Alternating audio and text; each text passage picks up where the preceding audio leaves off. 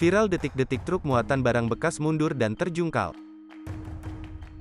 Truk muatan 8 ton besi dan barang bekas mundur dan menghantam pagar dan dinding parkir kendaraan.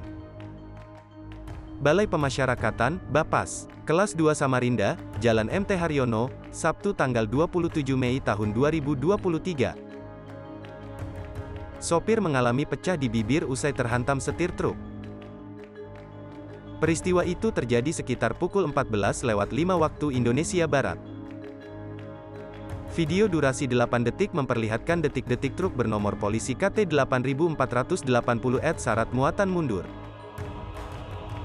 Motor dan mobil yang berada tidak jauh di belakang truk itu berhenti dan sempat membunyikan klakson berulang kali karena khawatir ditabrak truk itu. Truk akhirnya terhenti setelah sopir membanting setir ke kiri, dan terjungkal setelah menabrak pagar depan bangunan Bapas.